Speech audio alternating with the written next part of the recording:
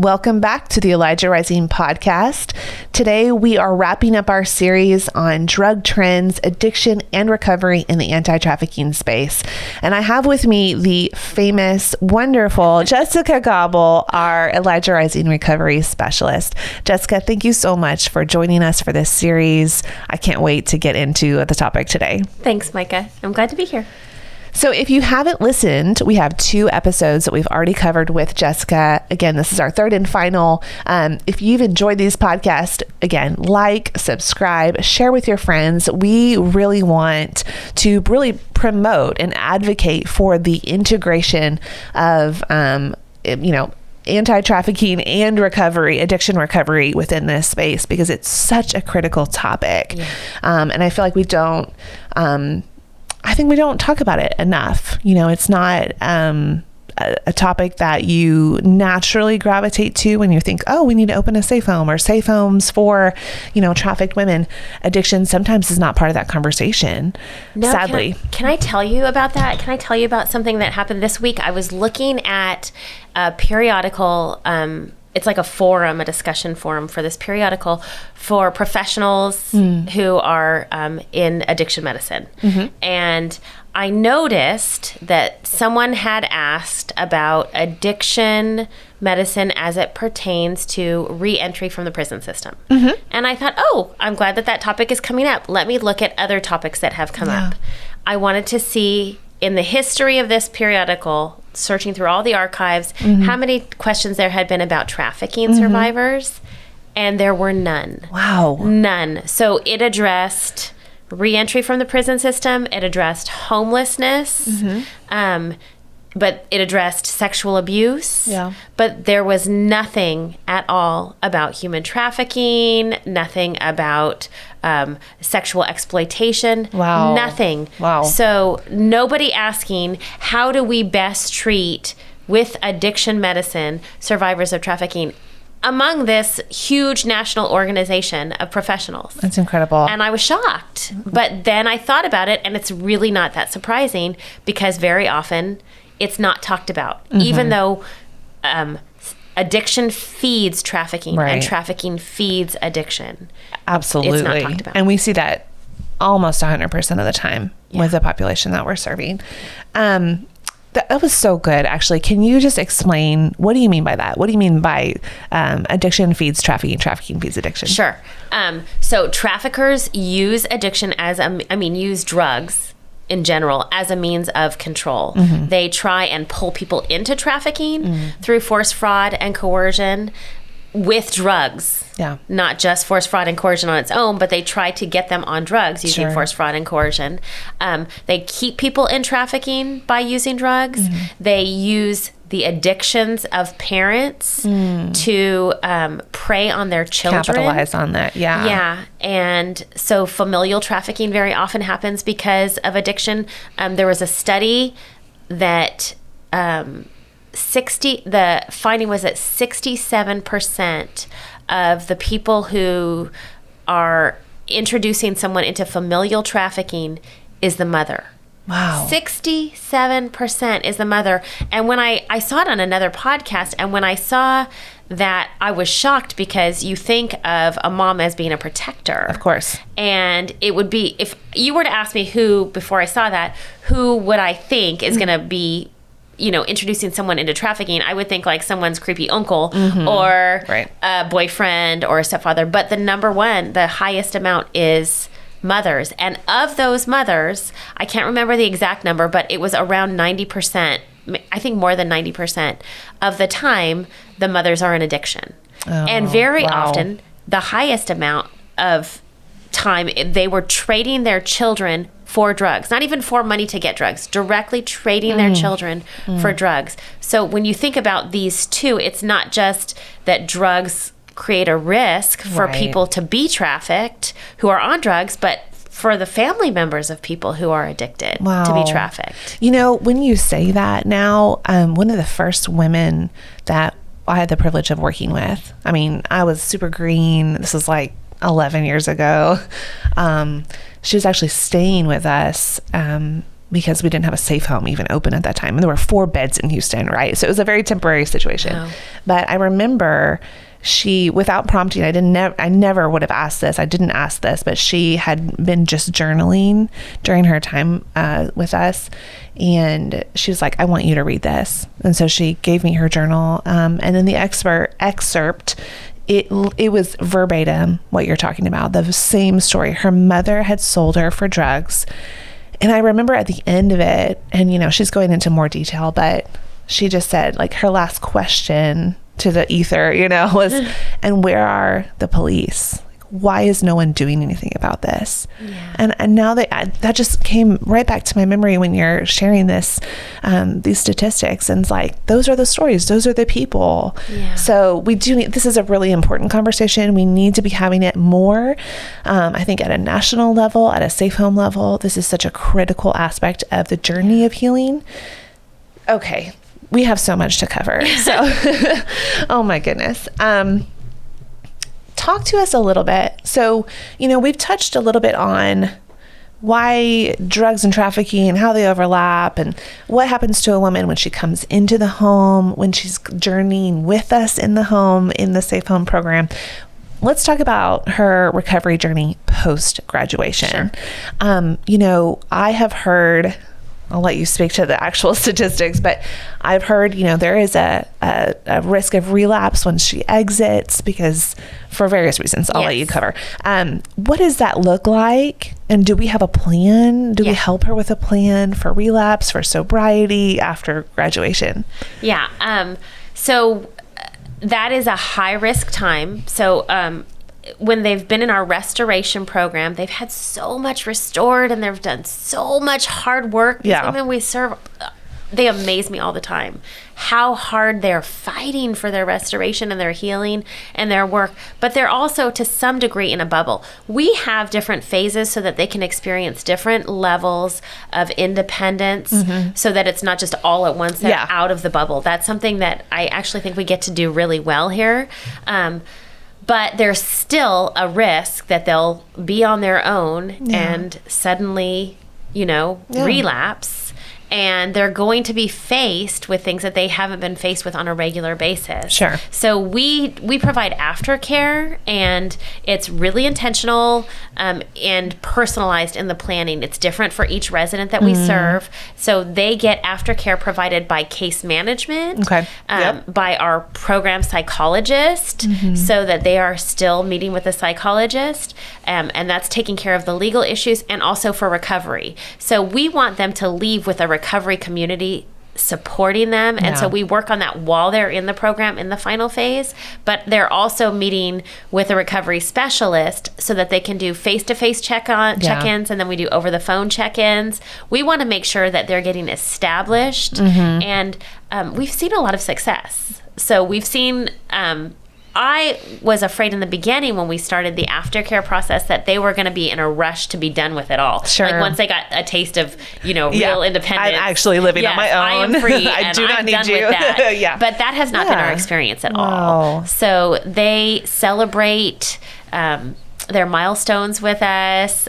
They send me pictures of their recovery chips. Someone just recently celebrated 2 years and sent me a picture of her 2-year chip. Yeah, it's really cool. I love that. So just to reiterate, I mean, you're talking, we have case management services, psychology services. So that would be like deep, you know, intensive therapy, addiction recovery. And there was one more you mentioned. Case management, addiction recovery, and psychology are the 3 that we always try and implement in aftercare. Yeah. Okay. And then like a community, making sure they have a community of support. Yeah. So those are things, just because it was so rich what you just said. As you know, we have some listeners who are like, I want to start a safe home, or I want to jump into safe home work. Or maybe you're just intrigued, right? Interested. So we're progressively kind of walking them through, kind of being an advocate, but like coaching them towards what we hope is successful independent living once they leave our program. But I think, to your point, it's such a it's such a risky time because you're literally like leaving the fold. You're leaving even just people who are like positive or uplifting or protective or safe, and you're going into getting your own apartment. You don't know what your neighbors are going to be doing or bringing home, or when you go to work, maybe she's working at a restaurant. There's stuff going on everywhere, or anywhere, really. I mean, you can find substances, you could just find unsafe people. So having that network of support kind of built in, and obviously it's looser because they're not living with us 24/7. Right? We're not watching it, but that's just such an important piece for kind of like relapse prevention. Yeah. So can you speak, so we still see people relapsing even with that level of support? So relapse is a normal part of recovery. And I always try to make sure that all of the women we serve recognize that, because what we don't want to happen is if someone relapses, we don't want them to throw everything away because of a relapse. Gotcha. So recovery is not linear. It very rarely is just, on the road to recovery and everything is smooth sailing from here on out. Very rarely.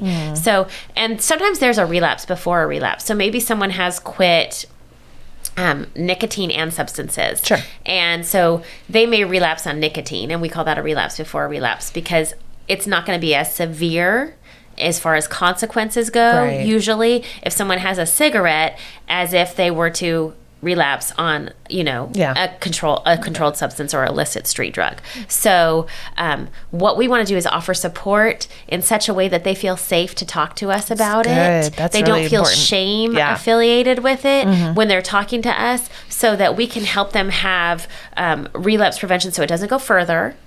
Right? So that it stops there, but also so that they can get back up. We get knocked down and we get up again. Yeah. This is part of it. If we talk about that constantly, what do you do if you relapse? Right. So that they can just resume. I'm always saying that we take a breath and we just resume. Okay. One day at a time. This is how we do recovery. One day at a time. I relapsed. I am in my own personal recovery. I celebrated 25 years clean and sober in June, but before that 25 years, I had 3 years sober, and I became a Christian through working the 12 steps, and I'm following Jesus, and I'm really thinking now I'm a follower of Jesus. I am good. Right. And I relapsed as a believer for one night, and thank God for one night. It did not have to turn into I'm flushing my life down the toilet because I relapsed. I didn't have to throw everything away. And God in his grace has kept me sober since then. But I always tell people, relapse is a part of my journey. It doesn't have to be a part of everyone's. But it very often is a part of most people's. That's so important to understand. And that it's like you hope for the best, prepare for the worst kind of mentality. And the fact that I just love what you were saying about we're going to be a safe place. We're going to be a non-condemning space, non-judgmental. There's no shame. That's so critical. That feels to me like such an integral piece. There's so much shame with the women we serve.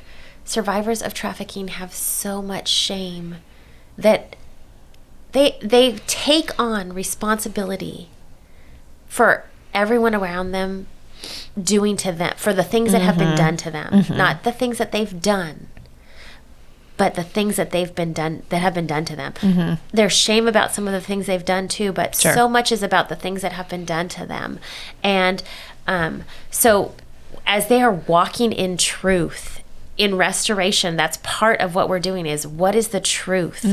As their minds are being renewed and they are seeing who they really are, we want them, as they transition out and they go into independence, it's almost like seeing a baby deer learning to walk. Their legs are a little wobbly. They have to get their footing and now walk out what they have learned to be true about themselves and what they believe, and what does that look like in the application of their day-to-day life. So, it's like a whole nother skill set. And you're doing it sober this time. And to recognize shame, like I call it swatting. It's like mosquitoes, like, these shameful thoughts will come up, accusations will come up, and recognizing them, call it what it is, and then be done with it. Like it's gone. It's not true. Muzzle that. So it sounds to me like there's such an opportunity for just the power of the gospel to come into this sector, Can you talk to us about your experience and what have you seen in the realm of like, how does Jesus play into this? How does the gospel play into also addiction recovery? How do we merge those worlds in a healthy way? Yeah. Okay, so Jesus is the only hope for recovery. Really, truly. There is no hope for restoration or recovery apart from Jesus. Anything that is going to be lasting as far as recovery and restoration goes is only going to be in the strength of the Lord. So there's a book called Alcoholics Anonymous, and in that book, one of the lines that it says is, we've been speaking to you of, and it's referring to addiction, and it says it's cunning, baffling, and powerful, which has been my experience seeing addiction in people's lives, is that it's cunning, baffling, and powerful. And then it says, but there is one who has all power. That one is God. May you find him now. And the whole book, the recovery journey, is about recognizing that I am powerless over this addiction. I cannot fight it on my own. I can't, but God can. And he wants to, if I will just surrender and let him. And that is the beauty of recovery. I think of it as people talk about rock bottom, and I heard someone say once that rock bottom was their birthstone, and they were talking about like their life was so messed up. But what I thought about was rock bottom was my birthstone. Because I hit a bottom, I was born again. I turned to the Lord and I was born again. So rock bottom is a beautiful birthstone. It's like a stone in my crown, And so one of the beautiful things about who the Lord is that he is wanting recovery. He is wanting restoration. He wants abundant life. Yeah. He doesn't just want to set people free and then you're on your own. Right. He wants to set people free and then he wants to walk with them. And he wants to remove all of the effects of the incomprehensible demoralization that has come with that life. Oh, yeah. And then he wants them to recognize that with what he set them free, he has given them the ability to help other people be set free. And that is the beauty of recovery, is you get to pass it on and it's right away. Yeah. So a lot of times someone, will get saved and they'll be on fire. And then the longer that they walk with the Lord, the less likely they are to be as vocal about sharing the gospel. Sure. We see this a lot of times. New believers have this fire, and then you kind of get complacent. And people who have been set free, who are in recovery, part of the recovery process is they say you can't keep it unless you give it away. So it's sharing it. So it's this really gospel thinking, right? Which is that I'm going to tell you what it was like, what happened, and what it's like now. What it was like was horrible. What happened was Jesus Christ. And what it's like now is that I get to walk in abundant life and I get to share it with other people. And those other people can remind me what it used to be like. So I continue to be grateful and I continue to embrace the Lord with this humility that comes from the truth, right? Which is that he's the answer. I love that. I just see, from my limited perspective, when we're talking about substance use or illicit drug use or whatever, like all roads lead to death. And that might look like actual physical death, right? And we're seeing that even be more kind of pronounced, I would say, with the severity of the drugs that we're seeing, the toxicity. So it leads to physical death, but also, in another episode you touched on, there are some drugs that are like cause sores, and so we're seeing it lead to sickness and disease and infection and malformation and things that are happening to the brain, and so sickness and disease. We're seeing it lead to, you talk about dysfunctional relationships, a breakdown in the community, a breakdown in family, all of these very harmful side effects, if you will, to the person, to their body, their soul, their spirit, their psyche, all of these negative effects. I guess is what I'm trying to say is I see Jesus as being the road out, the way out, because he came to give us, like you mentioned, like a life and life abundant. Yeah. He came to heal all of our sickness and all of our disease. He carried it on him, whether that's self-inflicted, because there's some stupid stuff that people do that are not doing drugs, and they self-inflict sickness and disease, right? Yeah. Or we just live in a fallen world, whatever. But he's like, I'm not judging how it came upon you. I came to carry your sickness and disease. Yeah. I came to carry the weight of your sin. I came to deliver you from all of your unrighteous, ungodly, terrible decision making, or I came to deliver you guys from the effects of humanity's choices. Yeah. The pain of humanity's choices upon you that were inflicted upon you that really you didn't do to yourself. Yeah. So irrespective of whether someone's like, oh, I chose drugs or I didn't, we still need that same deliverer. Absolutely.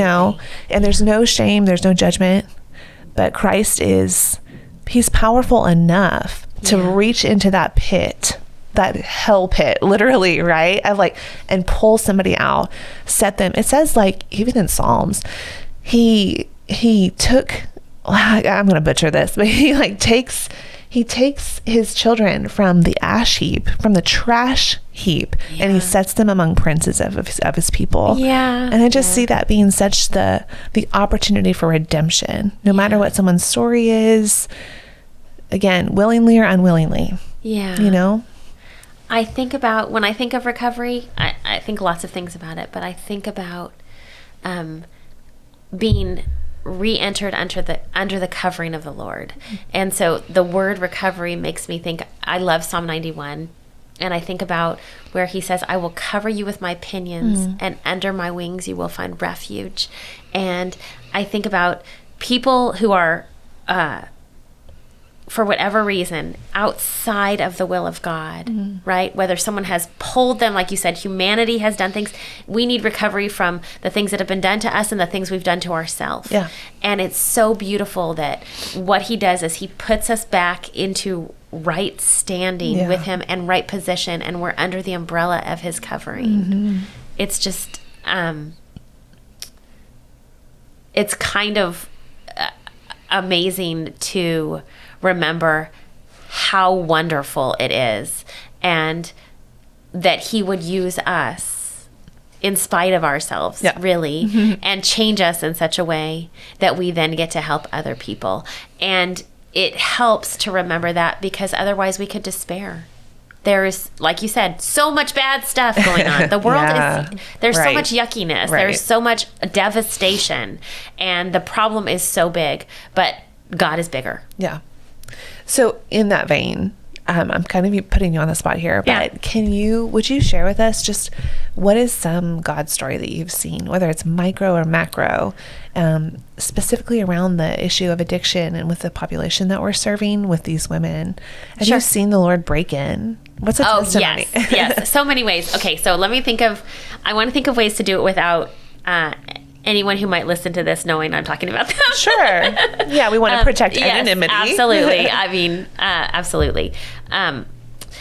Just a recent thing I'll share, a testimony that's been so beautiful. We have a volunteer that comes and leads a recovery group and in the home, and she advised one of our residents, to pray and ask God to show her where she needed healing. She knew she needed a recovery, but she wasn't sure of all of the areas. So this volunteer said, pray and ask God to show you where you need healing that you don't even know about, And so she did.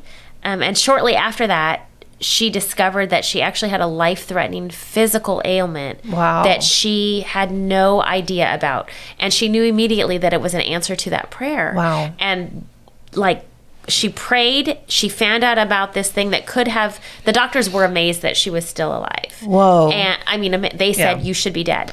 And so she got physical healing. She had prayed and asked God to show her what she needs recovery and healing in that she didn't know about. And so he answered and he showed her that. And that alone is a huge testimony. That would have been enough to focus on and me go wow, God is amazing. Shortly after that, though, he started to show her other areas. As a result of that physical thing, she was set free from nicotine. She just celebrated, or she's getting ready to celebrate, like 2 months being free from nicotine. And that was not something she was even looking for. Yeah. You know, like Yeah.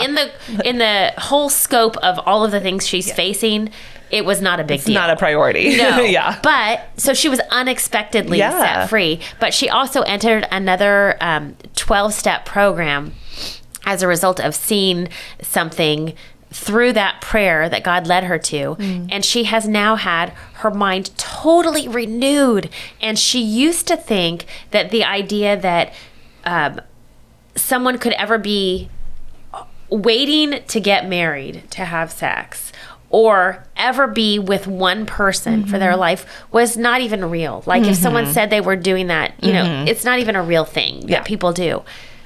And now that's not only does she know that that's real, that's what she wants for herself. She believes that that's what God has for her, and she's excited about it. And it just blows my mind that he took this one prayer, like, show me where I need recovery that I don't know about. Show me your love is what she was praying. Show me your love and show me where I need healing. Oh my goodness. And he did it in all these avenues. It's like boom, boom, boom, boom, boom. And I'm just like sitting back and watching like, wow, what a privilege to watch this. It's so beautiful because it births like hope. Yes. Not only does it birth hope, it births dignity. Yeah. And value of like, you are so valued to him. Wow. Oh my gosh. That's such an amazing story. And I know you have a million others. Yeah. Is there anything, Jessica, that we haven't covered through our series that you want to say to the audience, to the listeners? Yeah, I do want to say that we need people who have a heart for trafficking, who also have a heart for recovery or have experience with recovery. What you have to offer is so valuable. We need more volunteers. We want to get the word out. We want people who are serving the recovery community to be more aware of trafficking so that we can help survivors. And we want the trafficking community to have more of a recovery presence. So if that's you, contact us. I love that. Okay. So you can reach us at ElijahRising.org. Honestly, admin@ElijahRising.org is our email. So anything that pops into your mind, just to piggyback off of that, there's so much build out still left to do. Yeah. There's so much of a bridge that needs to be built layer by layer, brick by brick, between the recovery community and the anti-trafficking space. Yeah. There are a lot of opportunities, and you're doing a lot of work around that. So thank you, Jessica. Your wisdom and your expertise has been such a gift. We are going to be continuing these conversations in the months and podcasts to come. So again, if you liked this episode, go back and listen to episode 1, 2 with Jessica Gobble, our recovery specialist. You can listen to these anywhere you get podcasts. Like, share, subscribe. We just love you guys as our listeners. Thank you so much for joining us, and we will see you soon.